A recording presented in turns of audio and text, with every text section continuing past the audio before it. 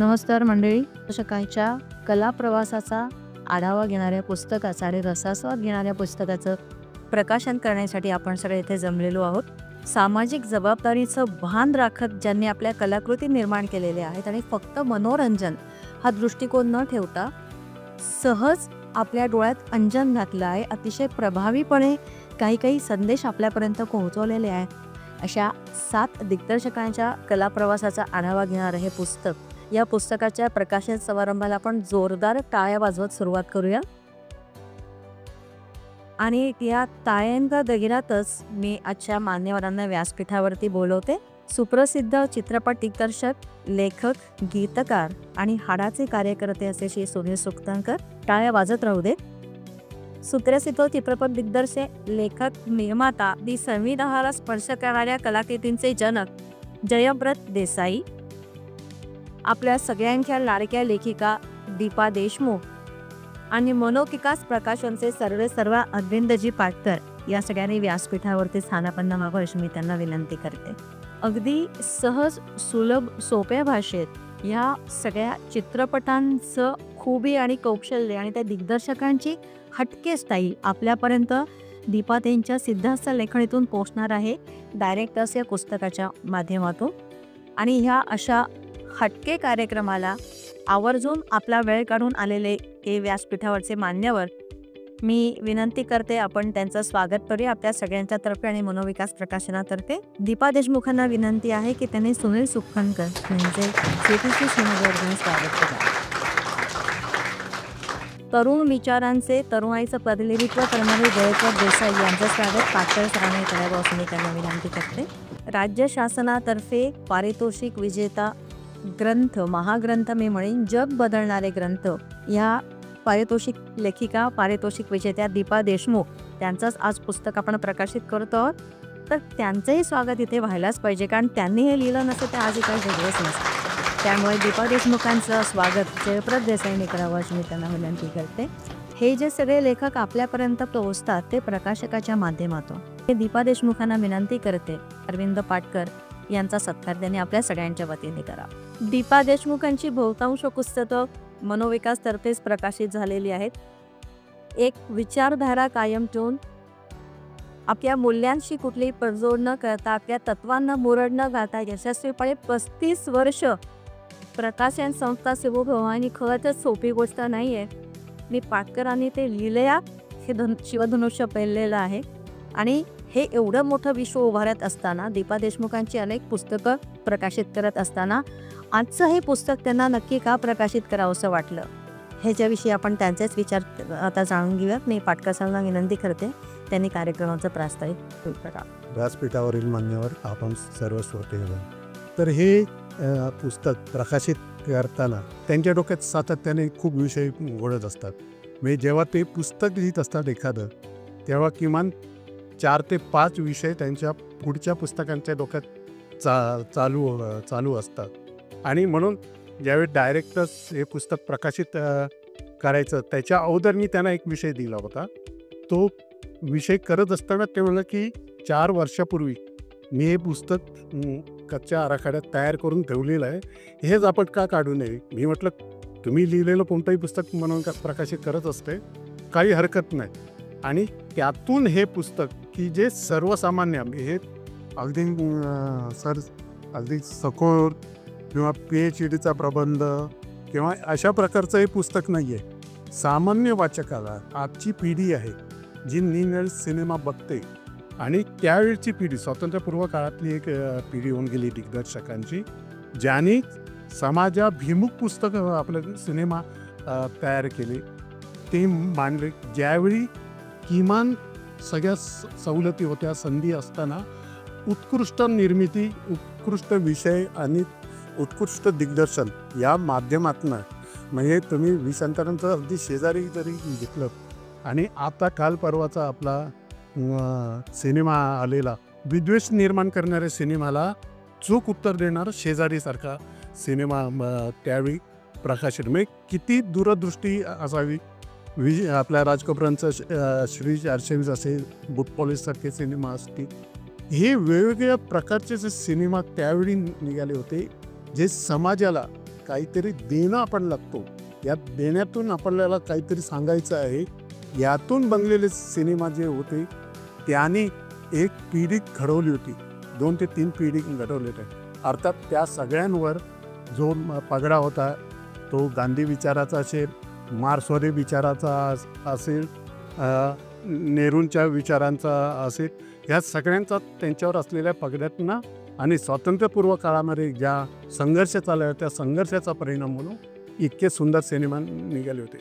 हे आता सिनेमा लोकांच्या विस्मृतीत जात असताना परत त्याला उजाळा देण्यासाठी म्हणून हे पुस्तक दीपा देशमुखांनी लिहिलं आणि हे सामान्य वाचकासाठी अगदी त्याच्या समजेल रुचेल इतक्या सोप्या भाषेत ते लिहिलं असल्यामुळे ते वाचकाच्या मनाला भिडतं आणि मनाला भिडत असताना परत एकदा ते सिनेमा पाहण्याची इच्छासुद्धा तुमच्या मनात निर्माण होईल. ही सगळ्यात महत्त्वाची गोष्ट आहे. इथे जी मंडळी आलेली आहेत त्यांनी त्यातले काही सिनेमा पाहिलेले असतील, पण जी नवी पिढी आहे जी आत्ताचे सिनेमा पाहते त्यांनासुद्धा हे पुस्तक वाचल्यानंतर ते सिनेमा पाहण्याची उत्सुकता निर्माण होईल याची मला खात्री आहे.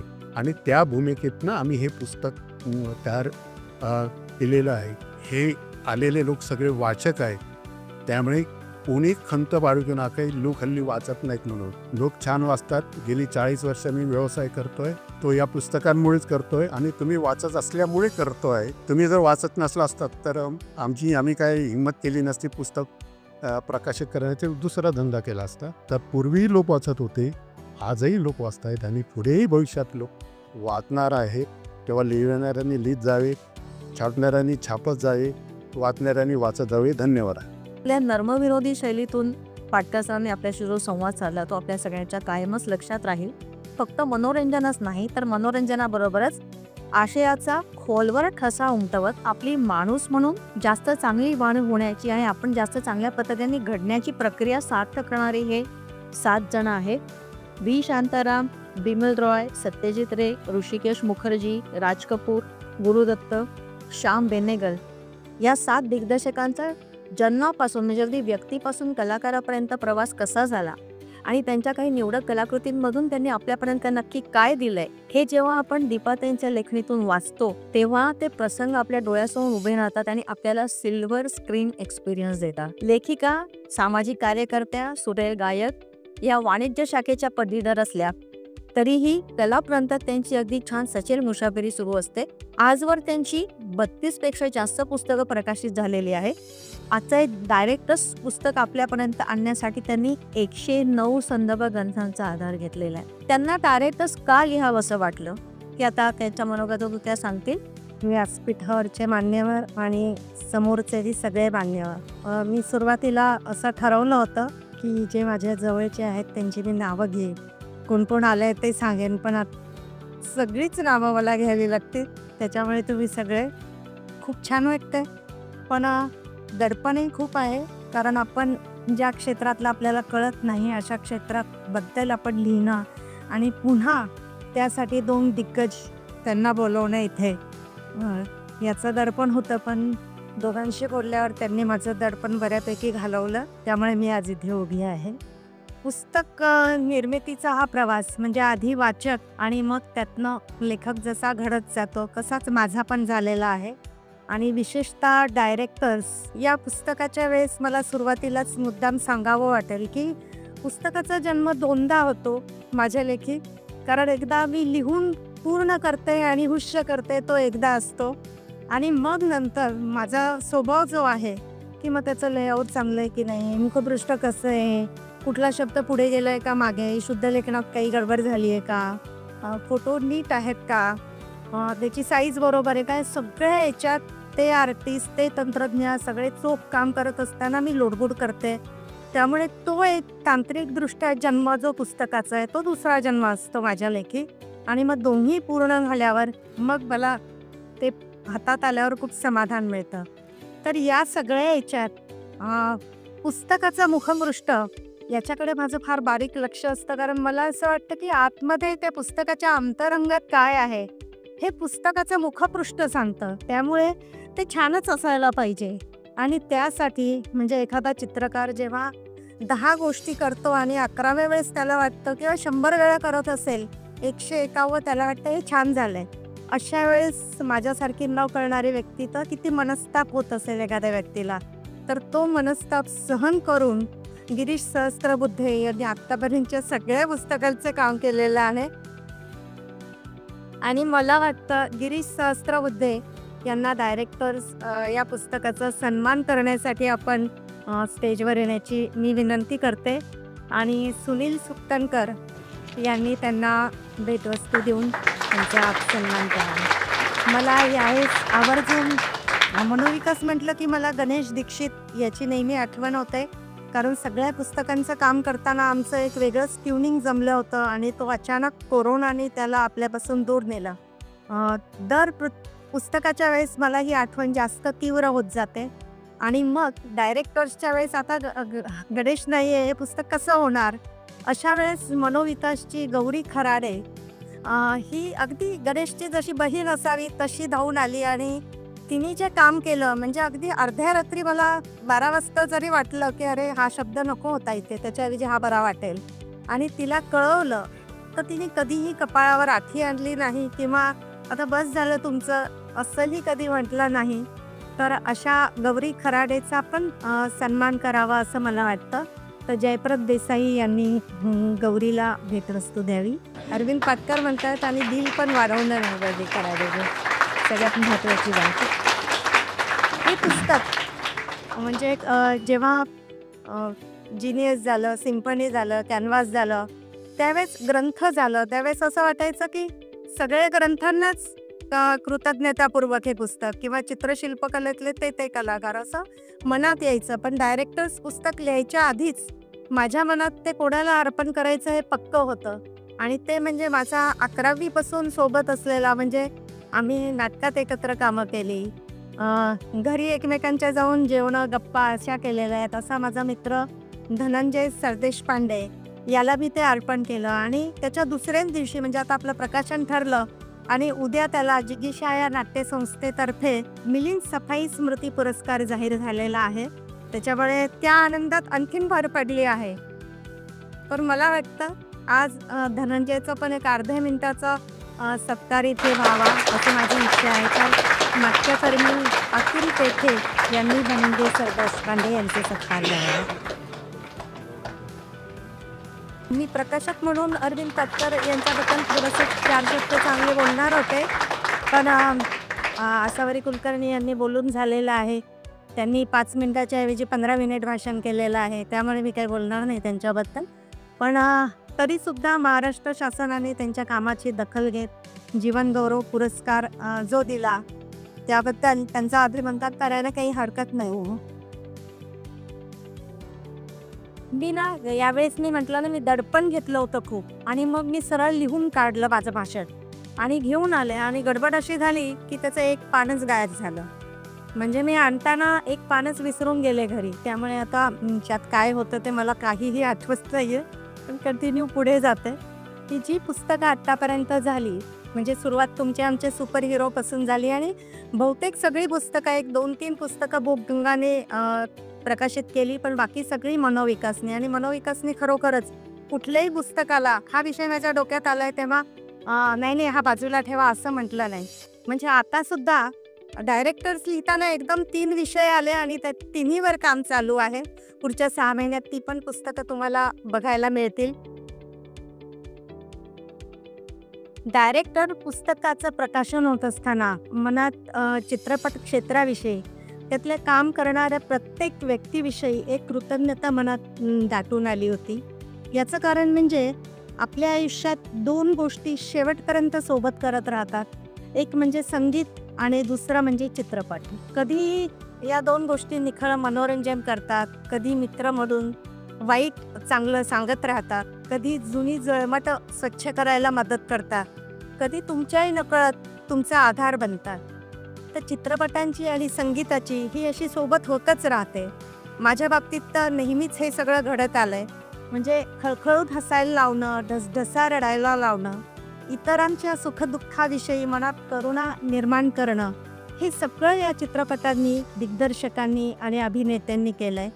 त्यामुळे ही कृतज्ञता व्यक्त करायची असेल तर आपण हे लिहावं असं मनात आलं.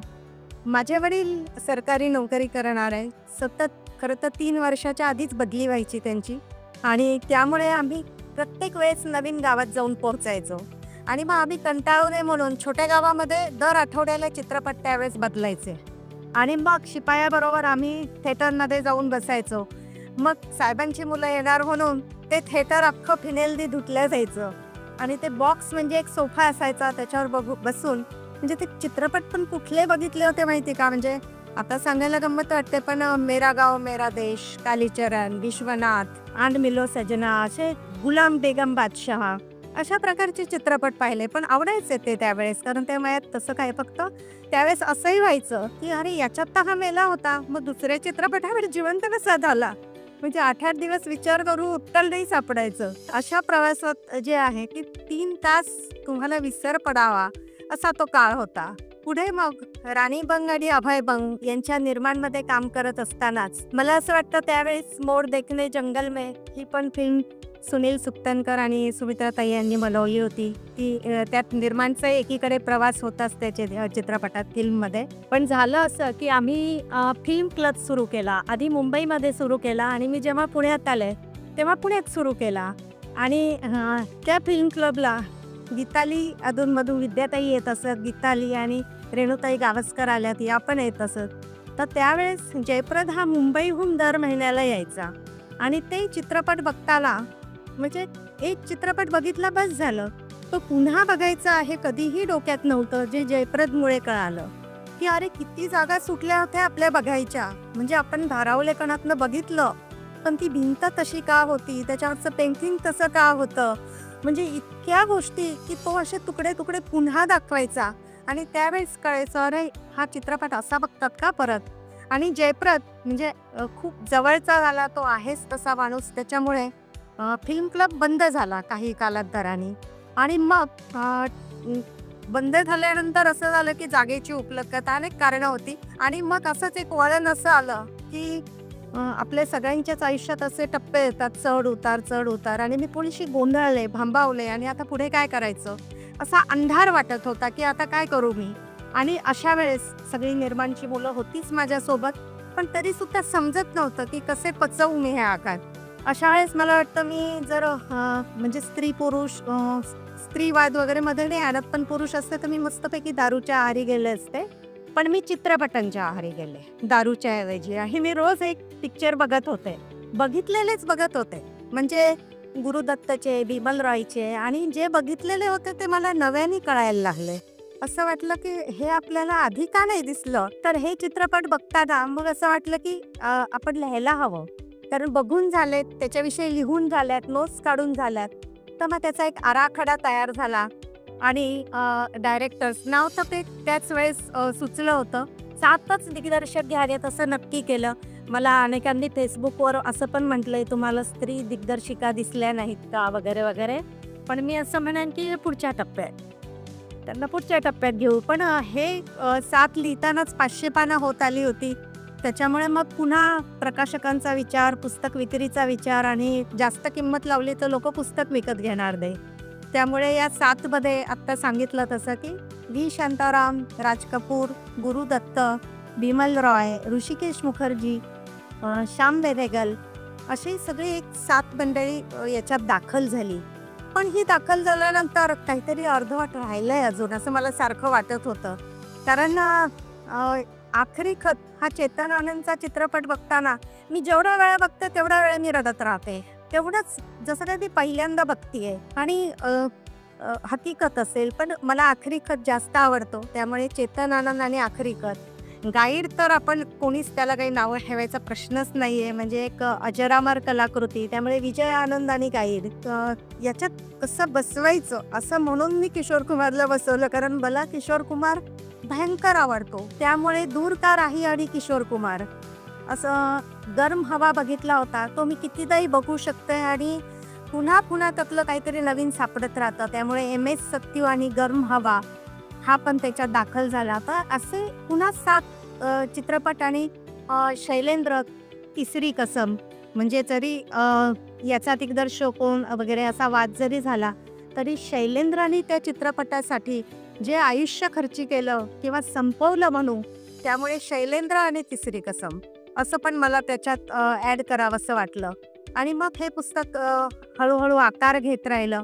यातल्यात म्हणजे सत्यजित रे म्हटलं की आपल्याला पाथर पंचाली वगैरे असं जरी आठवत असलं तरी मला त्यातल्या देवी या चित्रपटाने खूप विचार करायला भाग पाडलं की किती म्हणजे काय म्हणतो आपण की एखाद्या गोष्टीने त्याचं काय ब्रेन वॉश करणं किंवा ती व्यक्ती स्वतःला काय समजू लागते आणि काय अंत कसा होऊ शकतो, अशा अनेक गोष्टीतून हे मला दिग्दर्शक म्हणजे श्याम बेनेगलांचं सुद्धा की वास्तव आणि आपण केलेल्या कल्पना किंवा आजूबाजूची परिस्थिती याच्यातलं अंतर मिटून जाणं आणि हे आपण जगतो आहोत असं वाटायला लावणं, अशा या गोष्टी होत गेल्या आणि हे पुस्तक तयार होत गेलं. मला माहिती आहे याच्यात अनेक दिग्दर्शक अजून नाही आहेत, म्हणजे जब्बार पटेल, मणिरत्नम किंवा ऋत्विक घटक, मृणाल सेन, विक्रम मोटवाने. मला आताची ती म्हणजे बऱ्याच जणांना आवडेल पण मला ती जुबिली वेब सिरीज आहे त्यातली गाणी अमित त्रिवेदीची आणि ती फार आवडलेली आहे, पण ते पुस्तकात बरेच जण घेता नाही आले. यात महत्त्वाची गोष्ट म्हणजे अरविंद पाटकर यांनी सांगितलंय, पण मी पुन्हा सांगू इच्छिते की मी म्हणजे समीक्षक नाही, मी त्याची खूप खोलवर जाऊन अभ्यास करणारे. म्हणजे जयप्रद किंवा सुनील हे जसे एखादा दिग्दर्शक म्हणून ज्या फ्रेममधून बघतील त्यातली तंत्र त्यांना माहिती आहे, त्यातलं मला शून्य माहिती आहे. मी तुमच्या जातीच एक प्रेक्षक आहे, मला आवडला, मला असं वाटलं हे लिहावं. आणि यातला एकही चित्रपट आपण असा नाही म्हणू शकत की कशाला पुन्हा बघायचा, कशाला वाचायचं याच्यावरचं, आणि म्हणून ती एक आस्वाद घेत लिहिणं एवढीच म्हणजे माझी भूमिका त्यामागे आहे. त्यामुळे त्याच्यातलं काही जर कमी जास्त असेल तर ते तुमच्या विचाराने आणि तुमच्या ह्यानी ते भरलं असं मी समजे. शेवटी आज आपल्याला लाभलेल्या पाहुण्यांबद्दल सुनील सुक्तनकर सारखा राष्ट्रीय पुरस्कारांची हॅट्रिक करणारा संवेदनशील कुशल दिग्दर्शक या प्रकाशनासाठी लाभणं म्हणजे मला तर असं वाटत होतं शक्यच नाही. पण अतुल पेठे आज आलेले आहेत आणि त्यांच्याशी गप्पा मारताना अगदी नक्की झालं की नाही हेच. त्याच्यामुळे मी आधी त्यांचे आभार मानते जाईल. आणि जयप्रद, तुम्हाला आत्ताच म्हटलं जसं की जयप्रद हा हक्काचा माणूस आहे, त्याच्यामुळे त्यांनी त्याच्या व्यस्त आता लवकरच ऑगस्टमध्ये तुम्ही हसीन दिलरुबा आधी बघितलं असेल तर फिरसे हसीन दिलरुबाला फिर आई हसीन दिलरुबा हा रिलीज होणारच आहे. अर्थात याचे उल्लेख करण्याच्या ऐवजी नागरिक, हुतात्मा, कोण प्रवीण तांबे यांचे उल्लेख करणं जास्त गरजेचं आहे. तर असे पाहुणे मिळणं ही माझ्यासाठी खूप आनंदाची अशी गोष्ट आहे. तर मी जास्त बोलत नाही कारण या दोघांना ऐकण्यासाठी मी खूप उत्सुक आहे. तुमच्यासारखीच थांबते. धन्यवाद. चित्रपटांचा आपल्या जनमानसावर होणारा परिणाम किती खोलवर असतो. मला आत्ता दीपा देशमुखांचं मनोगत ऐकताना आठवण झाली.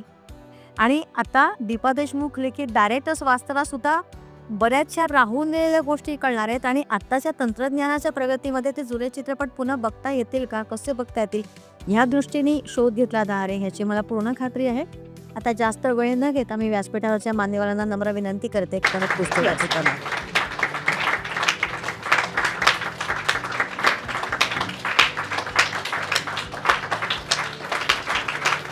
मान्यवरांच्या परवानगीने पुस्तकाचं प्रकाशन झालं असं मी सांगू करावे. तर सुरुवातीला सांगितलं त्याप्रमाणे हे पुस्तक आज सवलतीच्या दरात उपलब्ध आहे. अनेक पटीत कॉपीज तुम्ही सगळ्यांनी घ्या. त्याचा ॲडेड ॲडव्हान्टेज असं आहे की आज तुम्हाला लेखिकेची त्याच्यावरती स्वाक्षरी पण घेता येणार आहे. जेव्हा केव्हा आपण पुस्तकवाला भेट देतो तेव्हा स्वाक्षरी सकट पुस्तक देणं ह्याच्यात एक वेगळी गंमत असते. त्या घेणाऱ्याला तर खूप छान वाटत असतं. दीपा देशमुखांच्या पेनातली शाही संपेल एवढे त्यांना स्वाक्षऱ्या करायला आज लागू देत अशी मी शुभेच्छा व्यक्त करते. आत्ताच दीपा देशमुखांनी सांगितलं त्यांच्या मित्राला त्यांनी हे पुस्तक अर्पण केलेलं आहे. तो त्यांचा मित्र धनंजय सरदेशपांडे, लेखिकेचा मित्र म्हणून त्यांचा मनोगत व्यक्त करायचा. सो आपण टाळ्यांच्या गजरात धनंजय सरदेशपांडेंचं स्वागत करूया. नमस्कार. रंगमंचावरील सर्व मान्यवर आणि खाली पण सगळे मान्यवर बसलेले आहे. हे पुस्तक दीपाने मला अर्पण केलं आहे. ह्या क्षणात काय बोलायचं असतं हे मला काही माहीत नाही. अशा वेळेस काय बोलायचं असतं, कदाचित ती माझी खूप चांगली मैत्रीण आहे. 11वी पासूनची आमची मैत्री आहे. जवळपास 40 वर्ष, म्हणून तिने कदाचित पुस्तक मला अर्पण केलं असावं, किंवा त्याच्यात तिला असं वाटत असेल की हा सारखा धडपडतो, ह्याला कुठेतरी थोडंफार काहीतरी रोल मिळतात, कोणीतरी दिग्दर्शक हे पुस्तक वाचेल आणि त्याला चांगले रोल तरी देतील, असं असावं कदाचित. तर ते काहीतरी होईल असं तिला वाटतं आणि मलाही तसं वाटतं. त्याच्यामुळे मी काही फार बोलणार नाही, पण तिची धडपड, तिची जिद्द, तिची शिकण्याची सगळ्या ह्या जवळून मी अगदी पाहिलेलं आहे. तिचे चढ उतार आयुष्यातले मला खूप चांगले माहिती आहेत. त्याच्यामुळे मी दीपा ज्या पद्धतीने इथपर्यंत आलेली आहे, ज्या पद्धतीने इथपर्यंत काम केलं, हे खूप अवघड परिस्थितीतून ती इथपर्यंत आलेली आहे. दीपाला मी खूप शुभेच्छा देतो. धन्यवाद. अतिशय समर्पक आणि थोडक्यात त्यांनी त्यांचं मनोगत व्यक्त केलेलं आहे. आपल्या पहिल्याच निर्मितीमध्ये नागरिक या चित्रपटाच्या निर्मितीमध्ये राष्ट्रीय पातळीवरती स्वतःचा वेगळा ठसा उमटवणारे जयप्रद देसाई ते आता वेब सिरीज पण करत आहेत आणि हुतात्मा, कोण प्रवीण तांबे, मुखबीर अशा वेगवेगळ्या कलाकृती त्यांनी निर्माण केलेल्या आहेत. त्यांना डिरेक्टर्समधलं नक्की काय आवडलं आणि त्यांना डिरेक्टर्समधलं काय भावलं हे आपण त्यांच्याचकडनं ऐकून घेऊ. लोक इंट्रोडक्शन असं करतात की मग भीतीच वाटते काय बोलायला, कारण आधीच इतक्या अपेक्षा वाढवून ट्रेलर असा देतात की मग तुम्ही काही सिनेमा असला तरी प्रेक्षक डिसअपॉइंटच होतो. आणि त्यात दिग्दर्शकांनी खरं तर बोलू नये, कारण त्यांना जे म्हणायचं असतं ते त्यांच्या सिनेमातनं ते बोलत असतात, त्यांची भाषा सिनेमाची असते. त्यामुळे जर सिनेमानंतर सुद्धा पुन्हा बोलावं लागलं याचा अर्थ सिनेमाने काही संवाद साधला नाही तुमच्याशी. त्यामुळे आम्हाला मान्यवर म्हणून बोलूनच आधी तुम्ही एक मोठी चूक केली आहे. पण आता आम्ही बघतो. खरं तर ह्या दीपाताईसारख्या म्हणत असतात की मी रसिक म्हणून लिहिलं आहे, मी चित्रपटाची समीक्षक नाही. पण तीच खरी सगळ्यात कौतुकाची बाब आहे असं मला वाटतं, कारण आपल्याकडे चिकित्सक वृत्तीने समीक्षक सारखं लिहितच असतात सिनेमाबद्दल. पण सिनेमा हे जे माध्यम आहे, हे लोकाभिमुख माध्यम आहे, ते लोकांशी संवाद साधत असतं आणि त्याच्याबद्दल सामान्य माणसांनी, सामान्य प्रेक्षकांनी, रसिकांनी लिहिणं, रसिकांनी बोलणं हे फार महत्त्वाचं आहे. आणि खरं तर हाच हेतू होता आमचा जेव्हा आम्ही फिल्म क्लब सुरू केला, कारण मला असं वाटत होतं की त्या सिनेमाची जी काही सौंदर्य स्थळं आहे ती जर लोकांना समजावून दिली आणि आपण त्यांना समजावण्यापेक्षा त्यांच्याकडनं ऐकलं की ह्या सिनेमानं मला काय अनुभव दिला, तर ते सर्वांना एकत्र सिनेमा पाहताना फार समृद्ध करणारं असतं.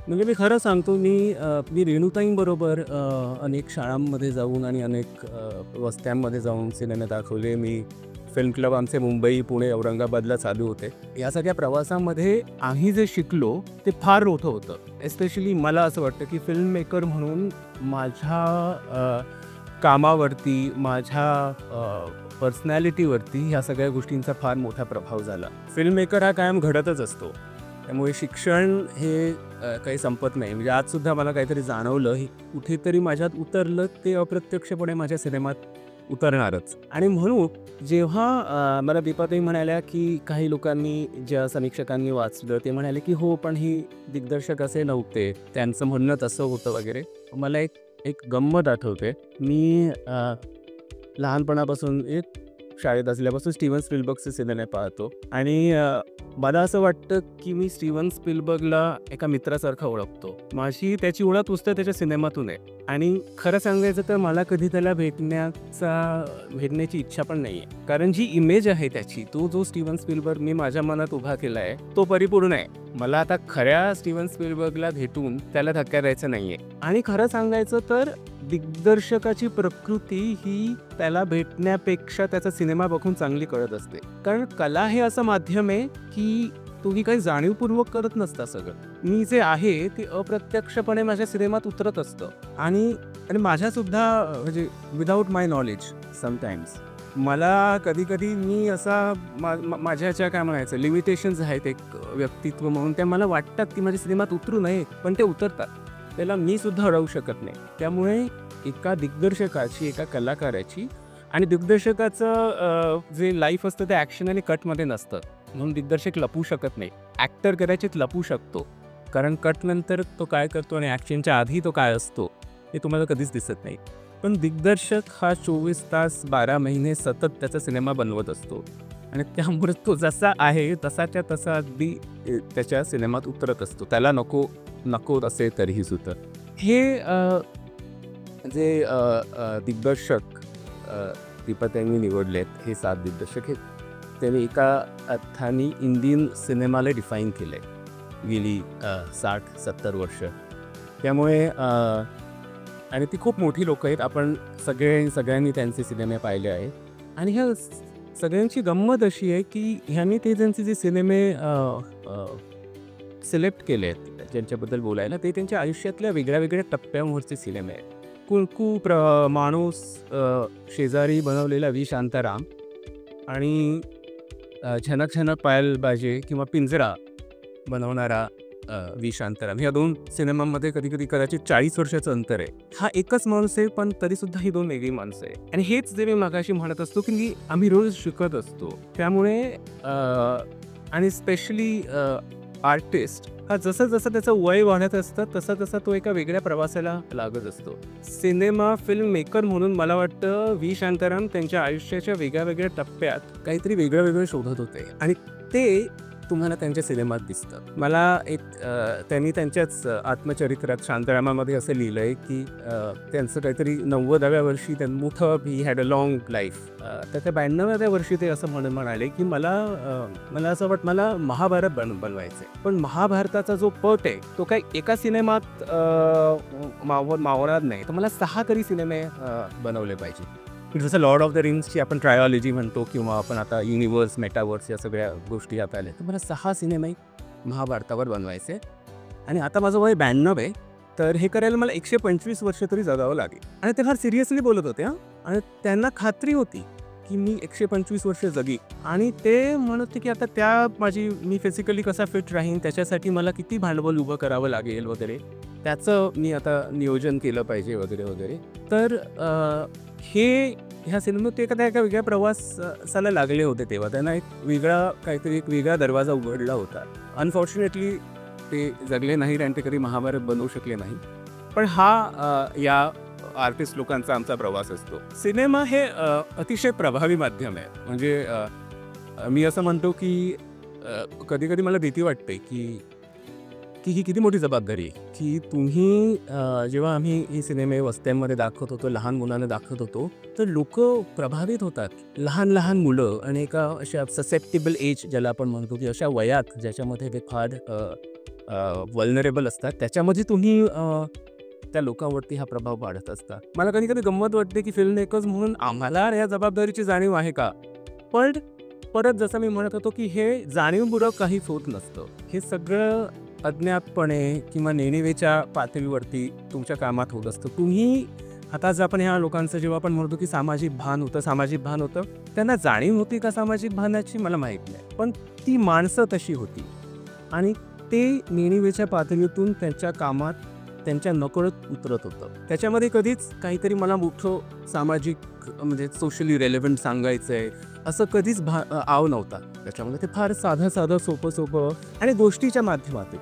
कारण सिनेमा ही गोष्ट सांगण्याचे माध्यम आहे. आम्हाला नंतर जो आमचा फिल्म क्लब बंद झाला त्याच्या मागे पण कारण हेच होतं की आम्हाला असे ज्या ठिकाणी आम्ही हे सिनेमे दाखवायचो त्यांच्या अशा सूचना यायच्या की तुम्ही डॉक्युमेंटरीज दाखवल्या पाहिजे, तुम्ही माहितीपट दाखवले पाहिजे, तुम्ही लोकांचं असं प्रबोधन नाही. कुठलाही अभिजात सिनेमा हा प्रबोधन करतोच. मानवी मूल्य, संविधानाची मूल्य म्हणा किंवा ही सामाजिक मूल्य ही प्रत्येक अभिजात सिनेमाच्या मुळाशी असतातच आणि ती जाणीवपूर्वक नसतात. ही त्याची गंमत आहे. मला काहीतरी जाती व्यवस्थेवर भाष्य करायचं आहे किंवा मला स्त्री पुरुष समानतेवर भाष्य करायचं आहे हा आव नसतो. त्याला एक गोष्ट असते आणि ती गोष्ट सांगता त्या पात्रांमध्ये गुंता त्या प्रसंगामधनं तुम्हाला खिळवून ठेवून तुमच्या अनावधानाने ही गोष्ट सांगितली जाते आणि म्हणून ती तुमच्यापर्यंत जास्ती प्रभावीपणे पोहोचते.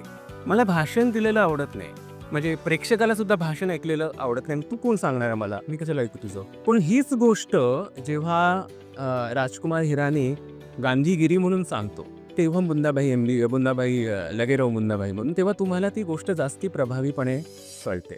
दिग्दर्शक खरं म्हणायला तर दिग्दर्शन हे कितीतरी कलांचं कलेचा संगम आहे तो एक प्रकारे. म्हणजे आपण म्हणतो एक फ्रेम जर तुम्ही बघितली तर त्याच्यामध्ये there is there is an artistic value to it. तुम्हाला इमेज थिअरीचं समज पाहिजे, तुम्हाला कॉम्पोजिशनची समज पाहिजे, तुम्हाला कलर थिअरीचा समज पाहिजे, त्याच्यात संगीत असताना तुम्हाला संगीताची समज पाहिजे, तुम्हाला काव्याची समज पाहिजे. इंडियन सिनेमामध्ये आधीपासून गाणी असतात.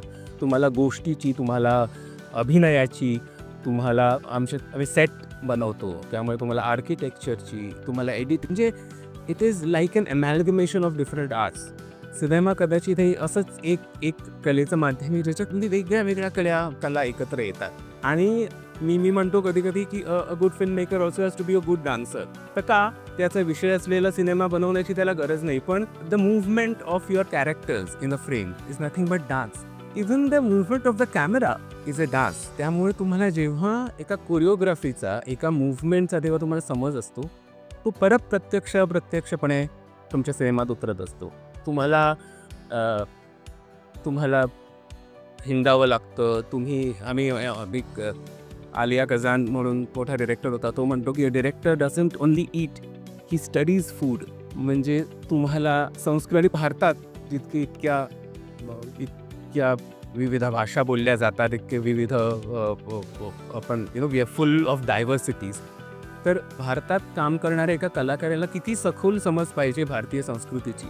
मी कधी रोमला गेलो नाही, पण मी फेलिनीचा सिनेमा पाहिला आहे आणि त्याच्यामध्ये मी रोम पाहिला आहे. मला एका बाहेरचे दिग्दर्शक भेटले होते. ते मला म्हणाले की I want to go to Kolkata. म्हणून का कोलकाता, युजली जे बाहेरची लोकं असतात त्यांना राजस्थानला जायचं असतं किंवा गोव्याला जायचं असतं. पण he said no, I have seen Ray's Kolkata. Satyajit रेंच्या सिनेमामधून त्यांची एक कोलकात्याबरोबर एक त्यांचं नातं जोडलं गेलं होतं आणि आता जाऊन त्यांना प्रत्यक्षपणे कोलकाता बघायचा. तो एक माणूस. तसंच मला वाटतं की विटोरियो दा सिकाच्या फिल्म बघतो तेव्हा मी नेपल्सला राहिलो आहे, फेलिनीचा सिनेमा बघतो तेव्हा मला वाटतं मी रोमला राहिलो आहे. कारण हे त्यांच्या सिनेमा बनणं I have witnessed it. I have been a part of that subculture. अर्थात म्हणजे कधी कधी म्हणतात लोक की पण हे सगळं कधी शिकायचं. तर असं मी म्हणालो, हे काय शिक्षण संपत नाही कधी. म्हणजे आपल्याकडे जसं आयुष्यात 20-22 वर्षापर्यंत माणूस शिकतो, त्याच्यानंतर नोकरी करतो, त्याच्यानंतर काम म्हणजे गृहस्थाश्रमाकडे जातो, तसं नसतं. सिनेमा हे एक असं माध्यम याच्यामध्ये तुम्ही कायम शिकतच असता, त्यामुळे तुम्हाला पूर्ण आयुष्य पडलं असतं. वुडी ॲलन नावाचा ब्रिटिश डिरेक्टर आहे. त्याचे तरुणपणीचे सिनेमे एवढे काही खास नव्हते. जसं जसं त्यांचं वय वाढत गेलं तसं तसं त्यांना जे करायचं आहे ते दिसायला लागलं. मार्टिन स्कॉर्सेसी, स्टीवन स्पीलबर्ग हे सगळे 80 वर्षाच्या आसपास. क्लिंट ईस्टवूड म्हणून एक बॉलिवूडचा डिरेक्टर आहे जो आता जवळजवळ 94 वर्षाचा आहे आणि तो अजून सिनेमा करतो. आणि जसं मी म्हणालो, तो आता एका वेगळ्या प्रवासाला लागला आहे. मला असं वाटतं की कॉनराड हॉलमध्ये DOP होता, म्हणजे सिनेमॅटोग्राफर आपण ज्याला म्हणतो. त्यांनी आयुष्यभर वेगळे सिनेमे केले वगैरे, पण त्याचा शेवटचा सिनेमा जो रोड टू परडिशन होता तो त्याचा आयुष्यातला सर्वोत्तम सिनेमा होता. आणि it is considered a classic. It is considered as a text book of cinematography, की फोटोग्राफी कशी असावी, सिनेमाची फोटोग्राफी कशी असावी. आणि हा त्याचा आयुष्याचा शेवटचा 75व्या वर्षी त्याने हा सिनेमा केला. त्यामुळे तो असं म्हणतो कुठेतरी की मी आयुष्यभर काय करत होतो, तर रोड टू परडिशन करण्याची तयारी करत होतो. म्हणजे माझे बाकी सर्व सिनेमे वर nothing but a rehearsal to road to perdition. So you learn throughout your life. तसं जसं तुम्ही वावरत जाता, काम करत जाता, तर तुम्ही त्या कामातनं शिकत जाता. त्याने काम सोपं होतं का? कारण तुम्हाला जितकं जास्त माहिती तुम्ही जमवता, तुम्हाला कळतं अरे मला कसं काहीच कळत नाही, मी अगदीच कोरडा आहे. आणि मला आजसुद्धा सकाळी वाटतं की अरे आणखी 100 प्रकारे हा सीन होऊ शकला असता. आणि हे आणखीन कंपाऊंड होत जातं. म्हणजे the actually experience should make you wiser, but the wisdom shows you that you know nothing. आत्ता तर सुरुवात आहे आणि हे फार भीतीदायक असतं. सर्वात महत्त्वाचं म्हणजे सिनेमा तुम्हाला समृद्ध करतो. म्हणजे बघा ना, एक मुंबईत जन्मलेला किंवा मुंबईत राहिलेला, मुंबईत शिकलेला माणूस ह्याला नुसतं एका सिनेमा बघून तो पूर्ण कदाचित जगभर फिरू शकतो. इतका प्रचंड प्रभाव एका कलाकृतीचा, एका सिनेमाचा तुमच्यावर झालेला असतो. मला चेन्नईला एक कपल भेटलं होतं आणि ते हंगेरीहून आले होते. आणि मी त्यांना म्हटलं की काय तुम्ही असे भारतात फिरायला वगैरे आलात का? तर त्यांनी शाजी करूनचा वानप्रस्थम हा सिनेमा पाहिला होता आणि त्याच्यात तो एका कथकली डान्सर बद्दल आहे सिनेमा. आणि तो पुरुष म्हणजे तो चकापनमधला जो पुरुष होता, तुम्हाला म्हणाला की मला कथकली ह्या कलेबद्दल भयंकर कुतूहल निर्माण झालं.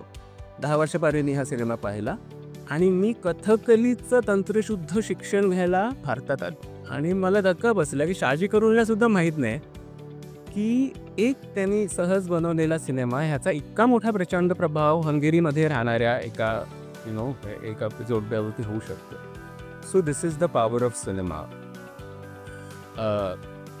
आणि एवढं करून सुद्धा म्हणजे परत एलिया कसान त्यांच्या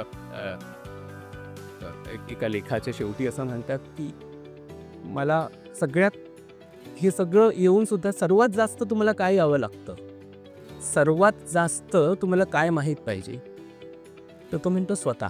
माझा सगळ्यात मोठा विषय मी आहे आणि मी माझ्यातून ह्या जगाकडे बघत असतो. त्यामुळे जोपर्यंत मला माझी ओळख पटत नाही तोपर्यंत मला ह्या जगाची ओळख पटत नाही. त्यामुळे अँड थ्रू युअर वर्क म्हणजे ही काही मी तुम्ही कुठेतरी हिमालयात जाऊन बसा किंवा ध्यान धरा आणि मग त्यातनं तुम्हाला स्वत्वाचा हावद वगैरे असं नाही. तुमच्या कामातनं तुम्हाला स्वतःला शोधायचं असतं. आणि हे सगळं करून मला त्यांना कोणीतरी विचारलं की पण मग असं तुम्ही सगळं म्हणता इतकं तुम्हाला माहिती आहे तरीसुद्धा तुमचे दायसिले इतके सुमार कसे, म्हणजे हे सगळं तुमचं जे संचित आहे, हे तुमचं शहाणपण आहे, हे तुमच्या काही सिनेमात का दिसत नाही, तुमचं तीच तर गंमत आहे. तर मी दीपाताईंना खूप खूप शुभेच्छा देतो. मी अशी आशा करतो की तुम्ही हे पुस्तक वाचून ह्या सिनेमांची नव्याने ओळख होईल आणि तुम्ही ते सिनेमे परत एकदा व्हिजिट करा आणि जसं मी म्हणाला की एक नवे दरवाजे तुमच्या आयुष्यात उघडतील आणि आपण एका नव्या प्रवासाला लागू. आयुष्यात मी आता रेणुताईंबरोबर बोलता मी म्हणालो की आयुष्यात असे वेगवेगळे पडाव येत असतात आणि आता medical science is so advanced की आपली काय म्हणायचं लाईफ स्पॅन हॅज इन्क्रीज्ड त्यामुळं आता हे गरजेचं आहे की प्रत्येक 5 वर्षांनी एक नवीन दरवाजा उघडला पाहिजे तुमच्या आयुष्यात आणि तुम्ही एका नवीन प्रवासावरती लागलं पाहिजे. तर तुम्हाला सर्वांना खूप खूप शुभेच्छा आणि दीपाताई धन्यवाद. शिकण्याची प्रोसेस ही कायम सुरूच असते आणि त्याच्याकडे बघण्याची वेगळी दृष्टी तुझ्या मनोगतातून आम्हाला मिळाले. आता आपले दुसरे प्रमुख पाहुणे ज्यांना ट्रेंड सेटिंग फिल्म मेकर म्हणून वेगळी ओळख मिळालेली आहे ते सूर्य सुखतनकर. 1985 पासून सुमित्रा भावे यांच्याबरोबर एकत्र काम करत असताना 16 आशयघन चित्रपट, 75 शॉर्ट फिल्म्स, 5 टेलिफिल्म्स आणि 2 TV सिरियल्स त्यांच्या खात्यामध्ये जमा झालेले आहेत. त्यांच्या कासव या चित्रपटाला 2016 साली राष्ट्रपतींचा सुवर्णकमळ हा पुरस्कार प्राप्त झालेला आहे. सो असा हा सव्यसाची दिग्दर्शक, तो डायरेक्टर्स विषयी काय बोलते ते आपण ऐकूया. मी सूर्य सुखतनकरांना विनंती करते त्यांनी त्यांचं मनोगत व्यक्त करूया. सर्वप्रथम मला नेहमीच असं वाटतं की या पुस्तकात काय आहे याच्यावरती कमीत कमी बोलावं, कारण ते तुम्ही विकत घेऊनच वाचावं आणि त्यामुळे त्याच्यावर मी सगळ्यात कमी बोलतो. पण असं म्हणता मला असं वाटतं की ते पुस्तक वाचून मला काय मिळालं हे मात्र मला तुम्हाला सांगावं असं वाटतं आहे. त्यामुळे ते मी सांगायचा प्रयत्न करतो, कदाचित थोडं भरकटल्यासारखं होईल. सगळ्यात पहिल्यांदा मला आम्ही नेहमी असं म्हणतो की चित्रपट पाहिल्यानंतर एक पहिली अपेक्षा असते प्रेक्षकाकडून, ती मी व्यक्त करतो. म्हणजे मला पुस्तक आवडलं, पहिल्यांदा एका वाक्यात सांगा, मग आपण नंतर डिटेल डिस्कशन करू.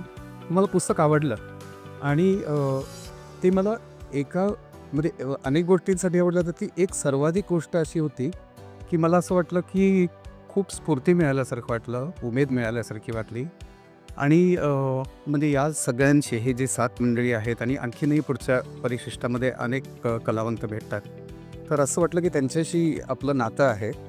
म्हणजे अशा त्या वेगवेगळ्या घराण्यांचा कुलवृत्तांत म्हणतात ना, तसं मला असं वाटलं की हा आमचा कुलवृत्तांत आहे आणि आम्ही या कुळामध्ये जन्मलेलो आहोत. मी जयपुरात आम्ही अभिमानाने म्हणू की हो आम्ही याच कुळातले आहोत आणि हे कुळधर्म जपत आम्ही पुढे काम करत राहणार आहोत. तर असं एक त्याचा एक आनंद मला मिळाला की सगळी माणसं आणि त्यांचं काम पुन्हा एकदा वाचताना, त्याबद्दल त्यांच्या थोड्या वैयक्तिक आयुष्याबद्दल वाचताना.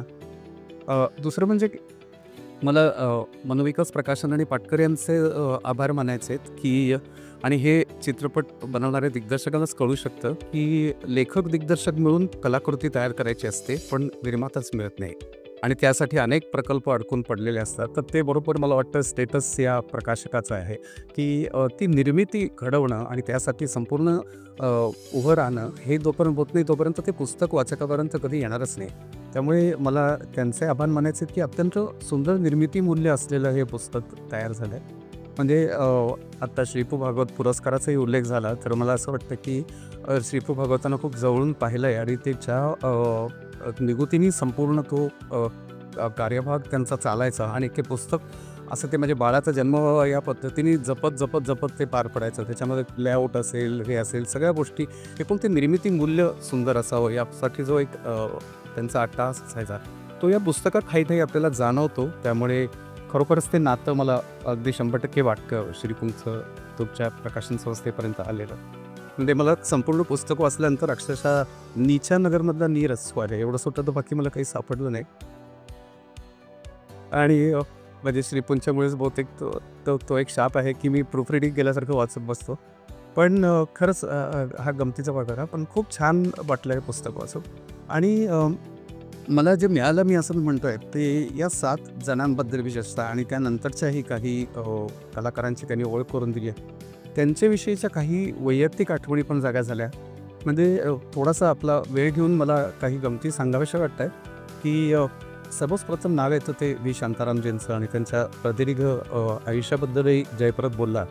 तुम्हाला आठवते की राष्ट्रीय पुरस्काराच्यासाठी दिल्लीला गेलेला असताना दादासाहेब फाळके पुरस्कार व्ही शांतारामजींना मिळणार होता आणि आम्ही सगळेजण ज्या हॉटेलमध्ये होतो तिथून आम्ही सगळी पोरं आम्ही खाली लिफ्टने आलो आणि असे समोर ताठ असे शांताराम बापू उभे होते आणि आम्हाला असं ठरून आलं की अरे हाच तो माणूस आणि हा म्हणजे आपल्या या चित्रपटसृष्टीचा एक मोठा चालता बोलता इतिहास असावा अशा पद्धतीचं हे व्यक्तिमत्व. आणि पुढे जेव्हा तो प्रत्यक्ष कार्यक्रम व्हायची वेळ आली तेव्हा असं एक ते जेव्हा स्टेजशी येतात तेव्हा त्या प्रोटोकॉल म्हणून काही 1-2 महिला उभ्या केलेल्या असतात ज्या त्यांना पुढे घेऊन जातात वगैरे. तर त्यातल्या एका महिलेने असा हात पुढे गेला त्यांना पायऱ्या चढण्यासाठी म्हणून. तर त्यांनी जो असा एक कटाक्ष टाकला तो मला आठवतो की मला हात पुढे करताय तुम्ही पायऱ्या चढण्यासाठी असं. आणि हे 80च्या पुढे असतानाचीच गोष्ट होती किंवा आणखीनच पुढे असेल. आणि असे ताठपणे ते चालत गेले आणि ते ताठपणे तो पारितोषिक स्वीकारलं. हे खूप सुंदर आठवण आहे. आणि दुसरी खूपच दुःखद आठवण आहे ज्याचा उल्लेख तुमच्या पुस्तकामध्ये येतो ते म्हणजे राज कपूर यांना जेव्हा दादासाहेब फाळके पुरस्कार मिळाला तेव्हाही दुर्दैवाने मी प्रेक्षकात होतो आणि एक अवॉर्ड्स चालली होती आणि मग मध्ये एका टप्प्यावरती दादासाहेब फाळके पुरस्कार येतो आणि त्यांचं नाव मध्ये वाचलं जाण्याच्या काही काळ आधीच ते असे थापा टाकत असे शेजारून गेले. मला की आठवते की मी बसलेल्या खुर्चीच्या शेजारून ते जणू काही तो स्पर्श झाल्यासारखं वाटला मला त्यांचा. आणि असा एकदम धसका वाटला की आता हे पारितोषिक जेव्हा वाचून दाखवलं जाईल तेव्हा हे समोर नसणार की काय. पण ते आले, परत बसले आणि पण त्यांना उठवावे ना आणि मग राष्ट्रपती व्यंकटरमण समोर आले आणि त्यांनी प्रेक्षकांमध्ये जाऊन तो पुरस्कार त्यांना दिला. पण किती विचित्र पाहिलं राज कपूर यांच्या चित्रपटात असावा अशा पद्धतीचा तो नाट्यमय प्रसंग होता आणि तोच शेवटचा क्षण असल्यासारखं तिथून त्यांना डायरेक्ट हॉस्पिटलमध्ये नेलं गेलं. आणि राजदत्त आपले दिग्दर्शक रमेश देव अशी काही मंडळी होती. आम्ही जाऊन पाहिलं त्यांना कासेमधून. असं सगळे खूप विचित्र आठवणी पण मला त्यातल्या जागे झाल्या. पुढे मला आठवतं आहे की यातली काही माणसं ही दुर्दैवाने मला असं वाटतं की त्यांना पाहता आलं नाही, भेटता नाही अगं ही आधीच निघून गेली. काही माणसं तर माझ्या आयुष्याच्या जन्माच्या आधीच गेली असती. पण ऋषिकेश मुखर्जींना NFDCचं कार्यालयात बघता आलं, भेटता आलं. म्हणजे माझी ही पिढी मला खूप नशिबान वाटतं की आम्ही बरोबर मध्ये आहोत. ही काही माणसं स्वातंत्र्यापूर्वी 25-30 वर्ष जन्मलेली आहेत. त्यानंतरची पिढी ज्यांच्याबरोबर मी काम केलं सुमित्रा भावेंबरोबर, तर सुमित्राची ही पिढी जवळजवळ स्वातंत्र्याच्या थोडे आगेमागे त्याच्याबरोबर जन्माला आलेली आणि त्याच्या सगळ्या बऱ्या वाईटा सकट पुढे सरकलेली. तर त्यानंतर काही वर्षांनी जन्मलेलो आम्ही सगळेजण आहोत. तर या सगळ्या धागा एक मनामध्ये या चित्रपटामध्ये या सगळ्यांविषयी वाचत असताना धागा झाला. आणखीन एक छोटीशी आठवण येते म्हणजे आमच्या दोघी चित्रपटाच्या वेळेला मुंबईमध्ये एक पारितोषिक समारंभ होता आणि जयप्रत तुझेच काका विकास देसाई जे माझे खूप आवडते शिक्षक फिल्म इन्स्टिट्यूटमध्ये त्यांनी आम्हाला सॉन्ग पिक्चरायझेशन शिकवलं. आणि विशेषतः विजयानंद हा त्यांचा सॉन्ग पिक्चरायझेशनच्या बाबतीत अगदी गुरुस्थानी असलेला दिग्दर्शक. तर त्यांनी आम्हाला एक ओळ कशी चित्रित होते, प्रत्येक ओळीच्या बीटबरोबर कॅमेरा मुवमेंट कशी होते, ॲक्टर मुवमेंट कशी होते, हे खूप सुंदर शिकवलं होते विकास देसाईंनी. आणि त्या कार्यक्रमामध्ये गेल्यानंतर ते म्हणाले की या तुमची जरा ओळख करून देतो. आणि असं म्हणून ते पुढे जाऊन म्हणाले हा गोल्डी. तर मी म्हटलं गोल्डी म्हणजे विजयानंद हे मला माहिती होतं, पण म्हटलं साक्षात विजयानंद आपल्याला समोर बघायला मिळते का असं मला वाटलं नव्हतं. आणि असं छान गोल्फ कॅप घेतलेला असा एक उमदा माणूस तरी अशा बसून छान गप्पा मारल्या. तशी खूप मजेशीर आठवणी मनामध्ये दाटून आल्या.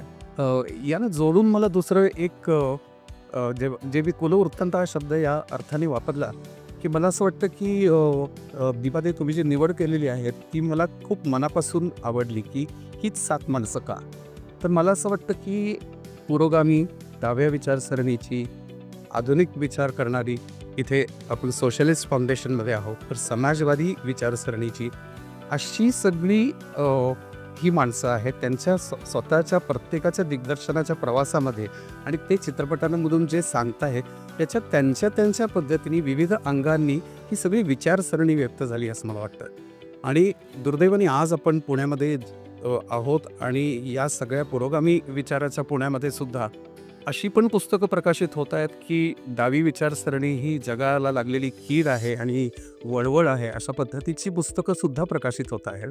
आणि या पार्श्वभूमीवरती मला असं वाटतं की ह्या शब्दांचा खरा अर्थ जर आपल्याला समजून घ्यायचा असेल आज, तर हे चित्रपट आपण पाहायला हवेत, हे पुस्तक वाचून त्याची एक ओळखही नव्याने करून घ्यायला हवी आणि पुन्हा नुसतं तिथे न थांबता पुन्हा ते चित्रपट बघून हे समजून घ्यायला हवं की हे सगळेजण काय करत होते, काय म्हणून पाहत होते.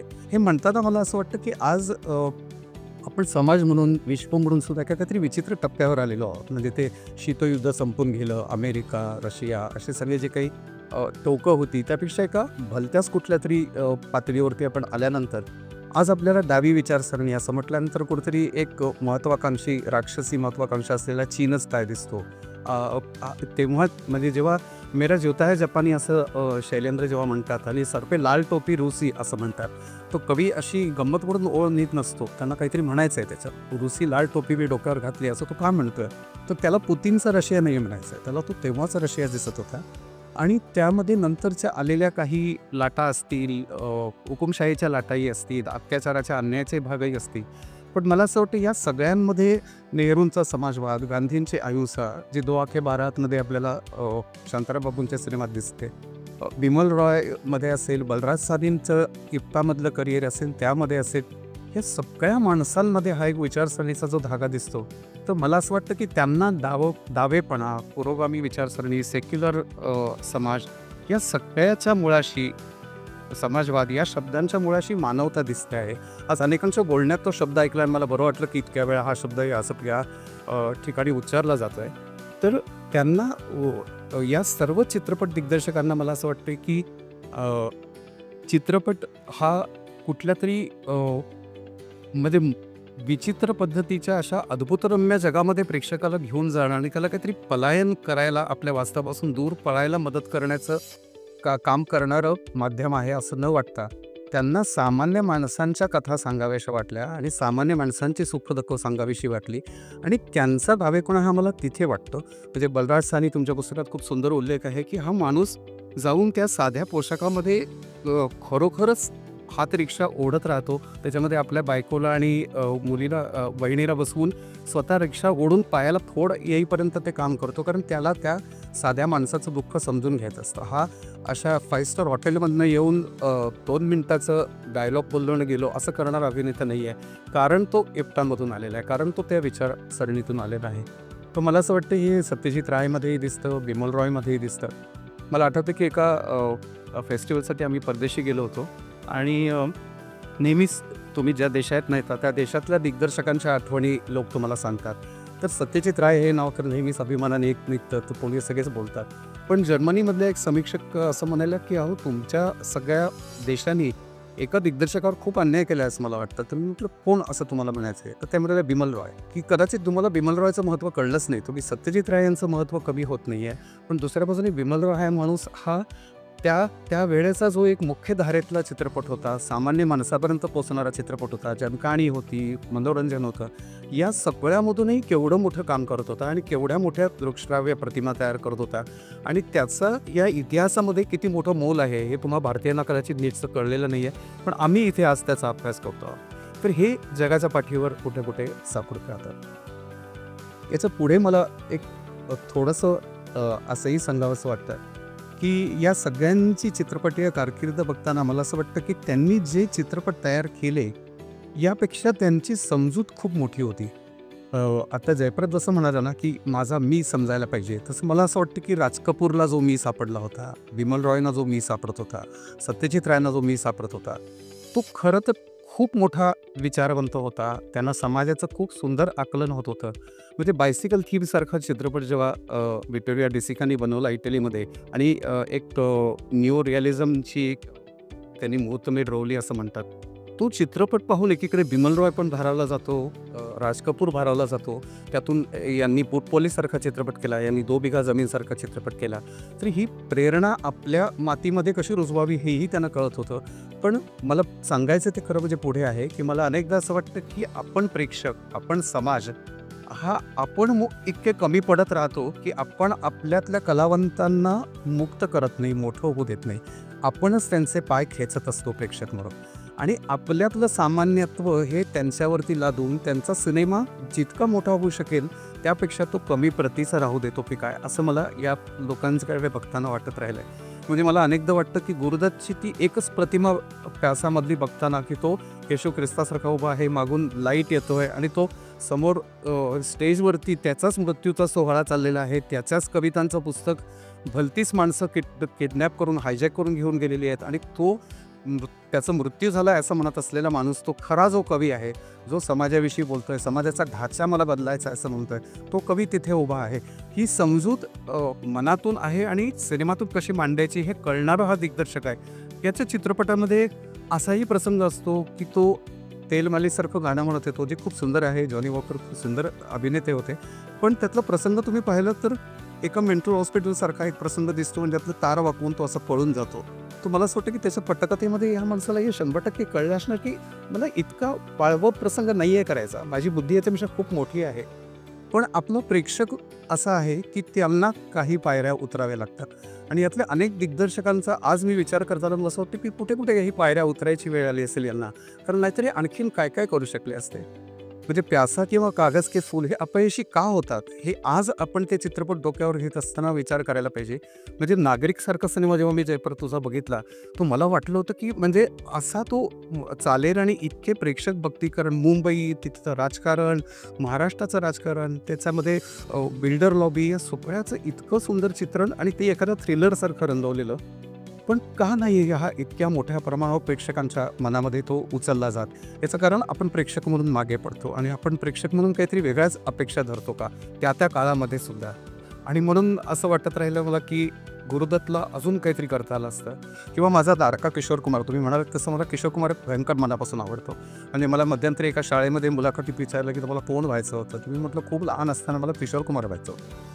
आता मला खरं तर गाणं येत नाही, पण मला वाटायचं गाणं येतं म्हणून. पण मला गाणं म्हणायला आवडतं, म्हणजे किशोर कुमारला जितकं आवडत होतं तितकं आवडतं हे मी म्हणू शकतो, मला येत नसलं तरी. पण मला असं वाटतं की ज्याला चार्ली चॅप्लिन समजला आहे असा एका बाजूने राज कपूर पण होता, पण त्याचा जो ट्रॅम्प आहे तो समजलेला किशोर कुमार पण आपल्यामध्ये होता. आणि किशोर कुमार जेव्हा दूर का राही बनवतो, दूर का गगन की छाव में बनवतो, ज्यातल्या अनेक इमेजेस म्हणजे माझं भयंकर लाडकं गाणं आहे आज चल के तुझे मैं लेके चलो, ते गाण्याचं जर तुम्ही शूटिंग पाहिलं तर तुम्हाला सत्यजित रायचा सिनेमा पाहताय का किंवा ऋत्विक घटकचा सिनेमा पाहताय का असं वाटतं. आणि हा किशोर कुमार हा एक गमत्या माणूस म्हणून त्याला राहावं लागतं. आणि ते 2 सिनेमे पडल्यानंतर तो बर्दी का नामदारी वगैरे असे काही फालतू सिनेमे करतो आणि म्हणतो हे तरी आवडत आहे का बघा. तर ही म्हणजे आपणच प्रेक्षक आपली लायकी दाखवतो आणि त्यांना त्यांच्या कलाकृतींना आवर घालायला लावतो. तर मला आज थोडं आणखीन पुढे आल्यानंतर आणखीन वाईट असं वाटतं आहे की ही जी मधली पिढी होती, म्हणजे सुमित्राची जी पिढी होती, याच्यामधले अनेक नावं मला आठवत आहेत. मला कर्नाटकातले गिरीश कासारवली आठवतात, मला केरळमधले अरविंदन आठवतात, अदू गोपालकृष्णन आठवतात, ओरिसामधले ए.के. बीर आठवतात, आसाममधला जानू बारो आठवतो. ही सगळी मंडळी मला या कुळामधलीच वाटतात आणि ही सगळी माणसं त्यांचं काम देत होती, करत राहिली वर्षानुवर्ष. पण जेव्हा टेलिव्हिजन आला ही सगळी मंडळी मला असं वंदन करून त्यांना असं वाटतं की तुमचं भाग्य की तुम्ही टी.व्ही पूर्व काळामध्ये जन्माला आणि म्हणून तुम्ही म्हणजे मधुमतीसारखा चित्रपट तरी निदान चालत होता, परखसारखा चित्रपट चालत होता, 2 बिघा जमीनसारखा चित्रपट पण चालला तर इतपत बघणारा प्रेक्षक होता की जो मगाशी तुम्ही दीपदे म्हणाला तसं की थिएटरमध्ये जाऊन बघावं याची एक प्रेरणा होती. आज टेलिव्हिजन आला, टेलिव्हिजननी आपली बुद्धी भ्रष्ट केली. घर बसल्या आपल्याला अनेक काय म्हणता येईल म्हणजे भ्रष्ट अशा पद्धतीची कर्मणूक मिळायला लागली. त्यानंतर आता हे मोठं OTTचं एक मोठं जंगल तयार झालेलं आहे. त्याच्यात सोशल मीडियाचं एक विचित्र वातावरण तयार झालं आहे. या सगळ्यामध्ये इतके स्फोट होत आहे, दिवसाला साधारणतः असंख्य स्फोट होत आहे. या सगळ्यामध्ये चांगली कलाकृती ताकदीरी घेऊन उभं राहायचं हे त्या दिग्दर्शकांना तर खूप अवघड जाणार आहे. नवी तरुण मुलं जेव्हा काहीतरी चांगला चित्रपट बनवण्याची प्रेरणा घेऊन येतात तेव्हा मला त्यांच्याकडे बघून चिंता वाटते की तू करशील पण तो या सगळ्या स्फोटामध्ये कुठेतरी कोपऱ्यात उभा असलेला सिनेमा हा तुझ्या प्रेक्षकांना कसा सापडेल. कारण त्याला जे बनवायचं आहे ते कळणारा प्रेक्षकही आहे. आपल्याला कुठला सिनेमा हवा आहे हेही आपल्याला माहिती आहे. पण ते दोन्ही एकमेकांना भेटण्याच्या शक्यता प्रचंड तयार झाल्या तरी त्या अतिशक्यता झाल्यामुळे आता ते भेट अवघड होत चाललेली आहे. तर हा जो एक अवघड झालेला काळ आहे त्यामध्ये एका बाजूने खूप निराश व्हायला होतं, नाउमेद व्हायला होतं आणि असं वाटतं की कशासाठी हे सगळं करत राहायचं. सत्यजित रायनी त्यांचं आवर फिल्म्स देअर फिल्म्स नावाचं खूप सुंदर पुस्तक आहे. त्याच्यामध्ये त्यांनी लिहिलं की प्रत्येक चित्रपट झाल्यानंतर मी डोकं धरून बसतो आणि असं म्हणतो की का हा सगळा उद्योग आरंभलेला आहे. कारण इतकं दमायला झालेलं असतं, इतकं थकायला झालेलं असतं आणि असं वाटतं की खरंच हे सगळं पोचणार आहे का लोकांपर्यंत. असं म्हणेपर्यंत पुन्हा वाटायला लागतं की नाही पण यात मला हे करायचं होतं ते जमलं नाही, ते करायचं होतं ते जमलं नाही आणि काही कळायच्या आत पुढच्या चित्रपटाची प्रेरणा तुमच्या मनामध्ये सुरू झालेली असते. तर हे सगळं करत करतच ही माणसं चित्रपट बनवत राहिली आणि मला जाणवतं की या सगळ्या म्हणजे हा सगळा जो एक काळ आहे, हा जो सगळा भारताचा इतिहास आहे यामध्ये या माणसांचं जे योगदान आहे ते कदाचित आपल्याला कळणारच नाही. आपल्याला नेते दिसतात, आपल्याला विचारवंत दिसतात. सुमित्रा ते नेहमी असं म्हणायच्या की आपण ऑडिओ व्हिज्युअल बुक्स करतो आहोत. तुम्ही पुस्तक प्रकाशक आहात म्हणून मला मुद्दाम सांगावं असं वाटतं की ज्या काळामध्ये साहित्याला एक महत्त्व होतं, कवीच्या शब्दाला एक महत्त्व होतं, साहित्यिकांकडे आपण गांभीर्याने बघायचो असा एक काळ होऊन गेला. त्याचबरोबरीने ही माणसं चित्रपट बनवायला लागली पण ती दुर्दैवाने पब्लिकची कला असल्यामुळे त्याचं सतत व्यवसायाशी सांगड घातली गेली. व्यवसायाशी हरकत नाही पण हळूहळू धंद्याशी घातली गेली आणि व्यवसाय आणि धंदा यातला फरक हळूहळू कमी होत गेला. आणि त्यामुळे आज कदाचित आपल्याला सुद्धा प्रेक्षक म्हणून आपल्या माथी ही जी जाहिरात माध्यम आहे ते असं मानतं की तुम्हाला थिएटरमध्ये जायचं असेल ना तर तुम्हाला काहीतरी सेलिब्रेशन करायला हवं. 2 बिघा जमीन हे सेलिब्रेशन असू शकत नाही, परख हे सेलिब्रेशन असू शकत नाही, ते वेगळ्या प्रकारे असू शकतं. आणि अनेकदा मगासपासून उल्लेख झाला की मनोरंजन फक्त करायचं असंही मानत नव्हते तर वेगळं काहीतरी देऊ पाहत होते. मला असं म्हणायचं की अहो त्यालाच मनोरंजन म्हणतात, परत जे करतो त्यालाच मनोरंजन म्हणतात, 2 बिघा जमीन करतो त्यालाच मनोरंजन म्हणतात, पाथरी पंचरी जे करतो त्यालाच मनोरंजन म्हणतात. तर याला मनोरंजन मानणं आपण विसरण्याची मला खूप भीती वाटते आहे. आणि मला कळतं की इथे तुम्ही प्रेक्षक आहात, हे तुम्ही खूप वेगळ्या प्रकृतीचे आहात, प्रवृत्तीचे आहात म्हणूनच तुम्ही या कार्यक्रमाला आला आहात. पण मला असं वाटतं की मगाशी माझी उल्लेख कार्यकर्ता असं म्हणून करण्यात आली म्हणून मी एक कार्यकर्ता स्पिरिटने असं म्हणतो की आपण सगळे लोकांपर्यंत पोचत राहूया आणि जे भेटेल त्याला म्हणूया की अरे मनोरंजन हे खूप वेगवेगळ्या प्रकारचं असतं. आणि म्हणून बनवणाऱ्या दिग्दर्शकाला मनोरंजन म्हणजे असंच आहे आणि असंच असलं तर ते विकलं जाईल असं म्हणणारा समाज आणि प्रेक्षक आपण नको होऊया. आपण त्यांना ते उत्तेजन देऊया आणि म्हणजेच चांगल्या कलाकृती आपल्याला मिळते आणि जितक्या या अशा सुंदर कलाकृती बनतील तितका तो समाज अधिकाधिक निरोगी आणि सुंदर होत जाईल. आणि ते स्वप्न घेऊन, तो रोमॅन्टिसिझम घेऊन, तो आदर्शवाद घेऊन ही माणसं काम करत होती. आज मला असं वाटतं कुठे गेला तो आदर्शवाद, कुठे गेला तो रोमॅन्टिसिझम, हे सगळं आपल्याला खोटं वाटणार का. पण असं म्हणताना मला असं वाटतं की आमच्या सगळ्यांमध्ये तोच आहे. आम्ही तितकेच रोमॅन्टिक आहोत, आम्ही तितकेच आदर्शवादी आहोत, आम्ही तितकेच बोळसट आणि मूर्ख आहोत. तर आम्ही ते करतच राहणार आहोत आणि असे खूप आहे. त्यामुळे देशभर आहेत, जगात आहे. तर त्या सगळ्यांचं म्हणून जो एक मोठा परिवार आहे त्यांच्या वतीने मी प्रेक्षकांनाही असं आवाहन या निमित्ताने करतो की हे पुस्तक वाचत त्याचा अभ्यास करत त्यातून पुन्हा त्या सिनेमांकडे जाऊन ते पाहत हा जो सगळा एक सुंदर इतिहास आहे त्या काळामधली निर्मिती पुन्हा अनुभवा आणि असं काहीतरी आम्हाला हवं अशी एक अदृश्य मागणी सगळ्यांच्या मनामध्ये तयार होऊ देत अशी एक मी अपेक्षा व्यक्त करतो. आपण ज्या बऱ्याच व्यक्तींनी स्वतःला स्वतःच्या अनुभवातून अनुभव त्याच्या पाहे घेण्याची कशी, किती आणि का गरज आहे हे मला वाटतं आता सूर्य सुप्तनकरांच्या मनोगतातून आपल्यापर्यंत खूप छान पद्धतीने पोचलेलं आहे. आजचा हा कार्यक्रम इथे इतक्या छान पद्धतीने घडण्यासाठी बऱ्याच जणांचे हात लागलेले आहेत. त्या सगळ्यांचे मी मनापासून आभार मानते. तुमची उपस्थिती तर खूपच लक्षणीय आणि महत्त्वाची होती. आसावरी कुलकर्णी यांनी ही सगळी सूत्र हाती घेतली, त्यामुळे त्यांच्या आधी शिवसाया वसुप प्रेक्षकांचे मनापासून आभार. व्यासपीठावरच्या मान्यवरांनी वेळात वेळ काढून आपल्याला इतके छान त्यांचे विचार आपल्यापर्यंत पोहोचवले, त्यांचाही मनापासून आभार. आणि आता व्यासपीठाच्या परवानगीने कार्यक्रम संपला असं जाहीर करण्यापूर्वी पाटकर सरांनी व्यक्त केलेली खंत, पुस्तक विक्रीची दुकानं कमी आहे, ती कमी असली तरी आता ऑनलाईन प्लॅटफॉर्म उपलब्ध आहे. त्या ऑनलाईनवरून आपण सगळेजण खरेदी करून हातात पुस्तक घेऊन वाचूयात, सगळेच सुजाण होऊयात आणि आनंद घेत पुढे जात राहूया. धन्यवाद.